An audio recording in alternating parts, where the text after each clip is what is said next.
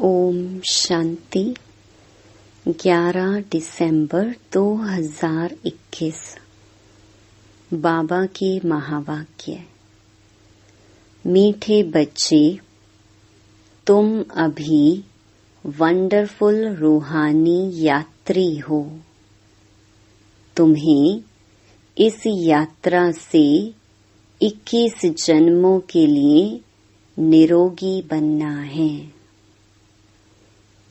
प्रश्न: सतयुग में कौन सी चीज काम नहीं आती जो भक्ति मार्ग में बाप के काम आती है?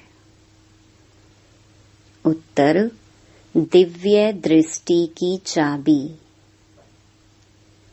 सतयुग में इस चाबी की दरकार नहीं रहती। जब भक्ति मार्ग शुरू होता है तो भक्तों को खुश करने के लिए साक्षात्कार कराना पड़ता है। उस समय यह चाबी बाप के काम आती है।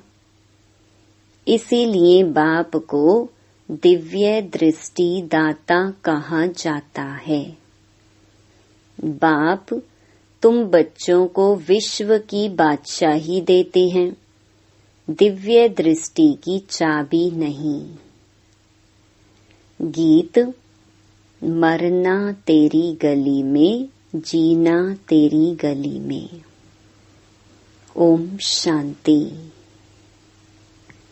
मीठे मीठे रूहानी बच्चों ने गीत सुना। रूहानी बच्चों को अंग्रेजी में कहा जाता है स्पिरिचुअल चिल्ड्रन। स्पिरिचुअल फादर और स्पिरिचुअल चिल्ड्रन। अब यह तो रूहानी बच्चे जानते हैं कि हम आत्माओं को वहाँ शरीर तो है नहीं, इसलिए वहाँ कोई रूह रिहान हो नहीं सकती। रूह से रूह रिहान अर्थात वार्तालाप तब हो जब दोनों को शरीर हो। आत्माओं को यहाँ तो अपना अपना शरीर है, बाकी जो नॉलेजफुल रूहानी बाप है उनको अपना शरीर नहीं है। वह है ही निराकार। बच्चे समझते हैं कि शांति धाम में हम आत्माएं अशरीरी रहती हैं। जैसे बाप भी अशरीरी व विचित्र है, ऐसे तुम आत्माएं भी बिना शरीर के वहाँ रहती हो। यह समझने की बात है। कहते भी हैं नंगे आए हैं, नंगा जाना है, यानी यह शरीर रूपी वस्त्र वहाँ नहीं होगा। आत्मा जब शांति धाम में रहती है तो अशरीरी है, शांति में रहती है। अब रूहानी बाप यह नॉलेज देते हैं। सारी दुनिया में रूहानी बाप और कोई है नहीं, और सभी हैं जिस्मानी बाप। रूहानी बाप खुद कहते हैं मैं अशरीरी हूँ। बात करने समय शरीर का आधार लेना पड़ता है।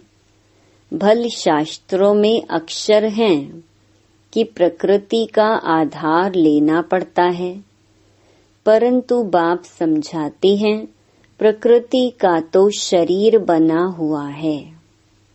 मैं साधारण शरीर का आधार लेता हूँ। रूहानी बाप को रूहानी सर्जन कहा जाता है, क्योंकि याद व योग सिखलाते हैं, जिससे हमारी आत्मा एवर निरोगी बन जाती है। 21 जन्म कभी रोगी नहीं बनते।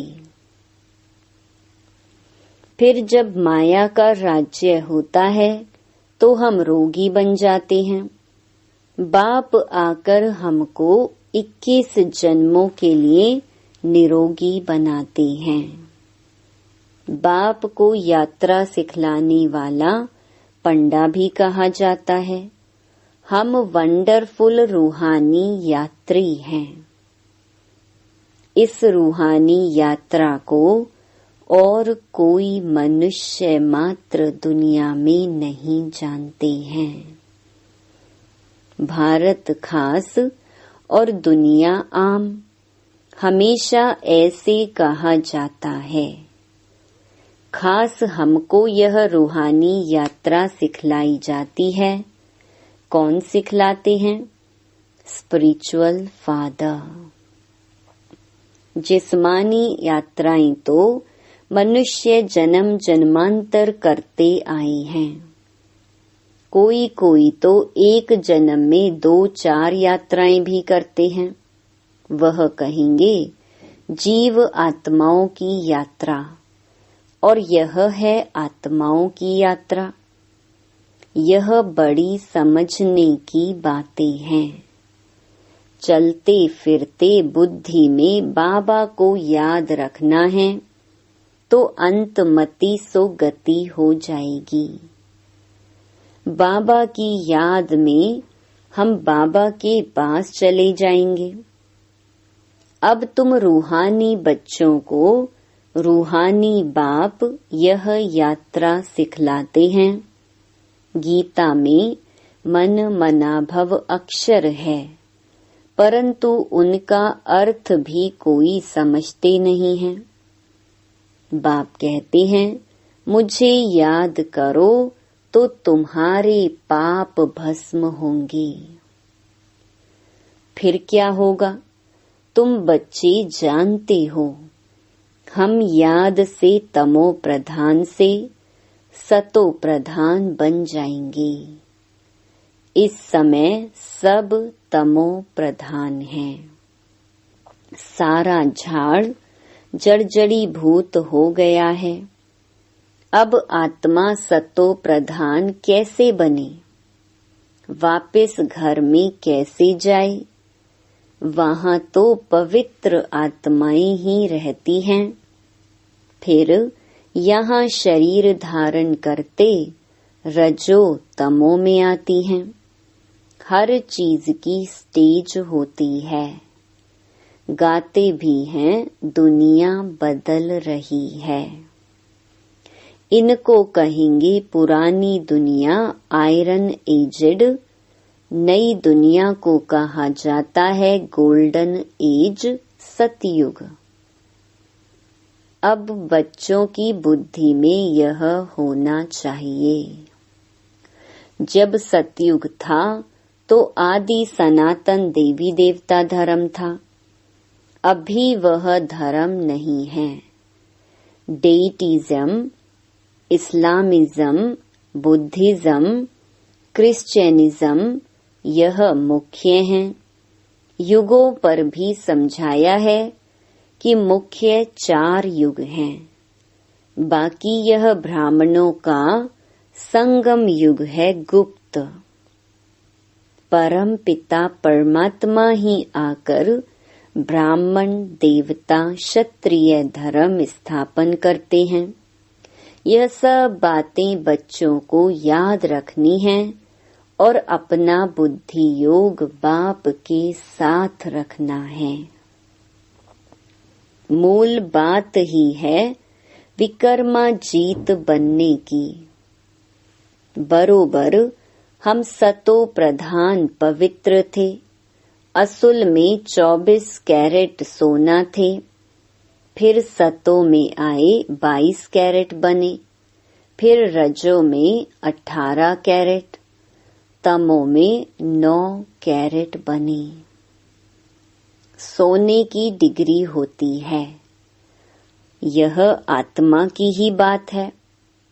जैसे भ्रमरी छीछी कीड़ों को ले आती है, उनको बैठ आप समान बनाती है। तुम भी भूं भूं कर मनुष्य से देवता बनाते हो। भ्रमरी कीड़े को ले आकर घर में एकांत में बिठाती है, उनमें भी कितना अक्कल है। तुम्हारी आत्मा में भी ड्रामा अनुसार पार्ट नोंधा हुआ है। तुम जानते हो, कल्प पहले भी रूहानी बाप से हमने रूहानी ज्ञान सुना था। कल्प कल्प सुनते रहेंगे, नथिंग न्यू। यह भी बाप ही समझा सकते हैं। झाड़ को जानने वाला तो बीज है ना। बाप आते हैं तुमको त्रिकालदर्शी बनाने। तीनों कालों की नॉलेज देते हैं ना। तुमको जीते जी एडॉप्ट करते हैं, जैसे कन्या को भी जीते जी एडॉप्ट करते हैं कि यह हमारी स्त्री है। अब प्रजापिता ब्रह्मा की स्त्री तो है नहीं, तो यह एडॉप्ट होते हैं। परम पिता परमात्मा ब्रह्मा द्वारा एडॉप्ट करते हैं। तुम भी कहते हो यह हमारा बाबा है। परम पिता परमात्मा बाप भी कहते हैं तुम मेरे बच्चे हो। वह शिव बाबा है रूहानी, प्रजापिता ब्रह्मा दादा है जिस्मानी। रूहानी बाप जब तक शरीर में ना आए तो नॉलेज कैसे सुनाए। परम पिता परमात्मा को ही नॉलेजफुल कहा जाता है। कोई भी प्रकार की नॉलेज हमेशा आत्मा में ही रहती है। जिस्मानी नॉलेज भी आत्मा ही पढ़ती है ना। परंतु तमो प्रधान होने के कारण आत्म अभिमान कोई को रहता ही नहीं। आत्म अभिमानी तुम अभी बनते हो। सतयुग में यह बातें नहीं समझाई जाएंगी। इस समय बाप कहते हैं तुम अपने को आत्मा समझ बाप को याद करो, क्योंकि पापों का बोझा इस समय सिर पर है, वह उतारना है। बाप को बुलाते भी इस समय है कि आकर पतितों को पावन बनाओ। आत्मा ही इम्प्योर तमो प्रधान बनी है, इसलिए बाप को याद करती है। भक्त कोई भी नहीं जानते कि परम पिता परमात्मा कोई बिंदी है। बिंदी का तो मंदिर बना न सकी, शोभा ही नहीं होगी। एक तो लिंग बनाते हैं, फिर साक्षात्कार के लिए कहते हैं हजारों सूर्य से तेजोमय हैं। क्या लिंग इतना तेजोमय है? जैसे अर्जुन के लिए दिखाया है ना। उनको साक्षात्कार हुआ तेजोमय रूप का। कहा हम तेज सहन नहीं कर सकते हैं। यह अक्षर सुना हुआ है ना। यहाँ भी शुरू में बहुतों को साक्षात्कार हुआ था। कहते थे बंद करो, हम सहन नहीं कर सकते हैं। आंखें लाल हो जाती थी। वह समझते हैं हमने परमात्मा का साक्षात्कार किया। किसने कराया? कृष्ण ने तो नहीं कराया, शिव बाबा ने ही साक्षात्कार कराया। उनको दिव्य दृष्टि दाता कहा जाता है। बाप कहते हैं चाबी मैं तुम बच्चों को नहीं दे सकता हूँ। यह चीज मुझे ही भक्ति मार्ग में काम आती है। सतयुग में इसकी दरकार नहीं रहती है, तो तुम पुजारी से पूज्य बन जाते हो। बाप कहते हैं मैं तुमको विश्व का राज्य भाग्य देकर अपने परम धाम में जाकर बैठ जाता हूँ। मैं पूज्य पुजारी नहीं बनता हूँ। तुम बच्चे अभी सेंसिबल बने हो। चलन से भी समझा जाता है कि यह कितना मीठा है। इनको धारणा बहुत अच्छी होती है।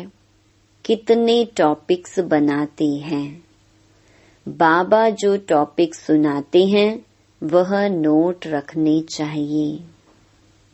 आज यात्रा पर समझाएंगे।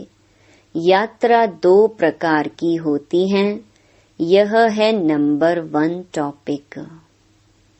मनुष्य सब जिस्मानी यात्रा कराते हैं भक्ति मार्ग में। ज्ञान मार्ग में जिस्मानी यात्रा होती नहीं।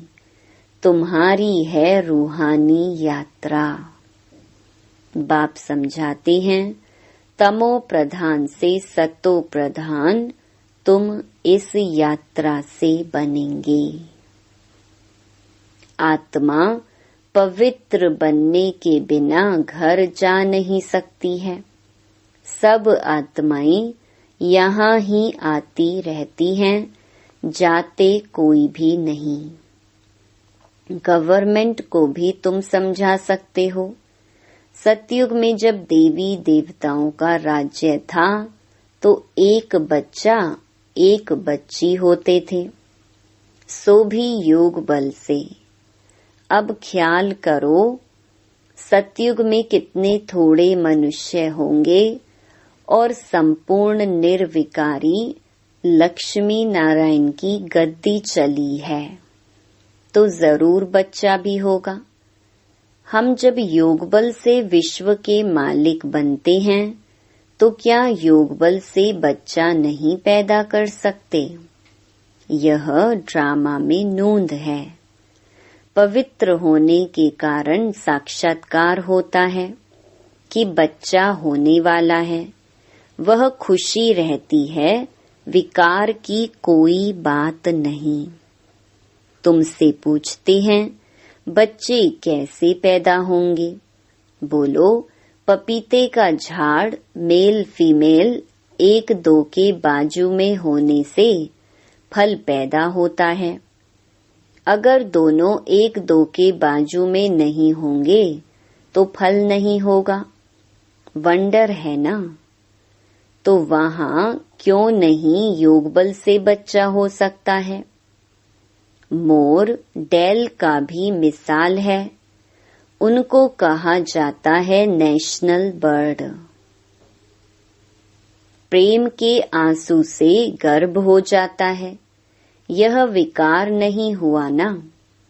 यह भारत शिवालय था, शिव बाबा ने बनाया था। अब रावण ने वैश्यालय बनाया है। यह भी किसको पता नहीं है। शिव जयंती तो मनाते हैं, रावण जयंती कहाँ है? रावण का तो किसको भी पता नहीं है।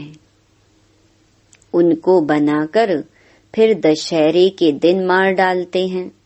तुम बच्चे जानते हो रावण 5 विकारों को इन पटाखों आदि से नहीं जलाना है। योग बल से उन पर विजय पानी है, जो योग बाबा ही आकर सिखलाते हैं। कहते हैं योगी भव होली भव। गीता में फिर अक्षर है मन मना भव। मुझे याद करो, इस यात्रा से ही तुम शांति धाम में चले जाएंगे, फिर अमर लोक में आ जाएंगे। मनुष्य यात्रा पर जाते हैं तो पवित्र रहते हैं। काशी में जाने वाले पवित्र रहते हैं, परंतु काशी में रहने वाले कोई पवित्र नहीं रहते। यहाँ रावण राज्य में है पतितों का व्यवहार पतितों से। वहाँ है ही पावन का व्यवहार पावन से, फिर भी नीचे तो उतरना ही है। बाबा ने समझाया है, आधा कल्प है दिन, आधा कल्प है रात। यह भी ब्राह्मणों की बात है। ब्राह्मण ही फिर देवता बनते हैं। नई दुनिया में लक्ष्मी नारायण कहाँ से आए? कोई लड़ाई तो नहीं की। महाभारत लड़ाई दिखाते हैं, फिर उनकी रिजल्ट तो कुछ भी दिखाते नहीं हैं। कहते हैं 5 पांडव थे। तुम कितने पांडव हो? तुम हो रूहानी पंडे। जानते हो अब सबको वापस जाना है। बाबा आते ही हैं सबको ले जाने। वह है सुप्रीम पंडा अथवा गाइड लिबरेटर। माया से मुक्त कर साथ ले जाते हैं। साथ में ले जाने वाला गाइड तो जरूर चाहिए। यह बातें बुद्धि में अच्छी रीति याद रहनी चाहिए। वह शास्त्र तो छपे हुए होते हैं, कोई भी जाकर पढ़ सकते हैं। यह ज्ञान तो बाप ही देते हैं, फिर शास्त्र पढ़ने की बात ही नहीं। बाप से सुनकर धारणा करनी है। नंबर 1 है याद की यात्रा। उनसे ही पवित्र बनेंगे। हिस्ट्री ज्योग्राफी तो कोई भी समझा न सके। यात्रा में बहुत कच्चे हैं। याद में ही विघ्न पड़ेंगे। नॉलेज तो बहुत सहज है। बाप समझाते हैं यह ड्रामा का चक्कर है। उनके 4 भाग हैं इक्वल। लाखों वर्ष आयु होती तो मनुष्य कितने बढ़ जाते। गवर्नमेंट भी कितना कहेगी कि बर्थ ना हो। यह तो बाप का काम है। वह सब तो जिस्मानी युक्तियां निकालते रहते हैं। बाबा की है रूहानी युक्ति। बाप कहते हैं मैं आता ही हूँ अनेक धर्मों का विनाश कर एक धर्म की स्थापना करने। एक मत सतयुग में ही होगा, यहाँ थोड़े ही हो सकता है। अपने को भाई भाई कोई समझते ही नहीं। बाप बच्चों को बहुत युक्तियां समझाते रहते हैं। अपने पास टॉपिक्स की लिस्ट रखनी चाहिए। एक एक टॉपिक बहुत फर्स्ट क्लास है। बाबा कहते हैं तुम बच्चों को जास्ती टाँ नहीं करनी है, सिर्फ कहना है। शिव बाबा कहते हैं सब आत्माओं का बाप मैं परम आत्मा हूँ। मुझे ही भगवान कहा जाता है। कोई मनुष्य को भगवान नहीं कह सकते। रूहानी यात्रा और जिस्मानी यात्रा की टॉपिक बहुत अच्छी है। जिस्मानी यात्रा मृत्यु लोक में होती है। यह है मृत्यु लोक, वह है अमर लोक।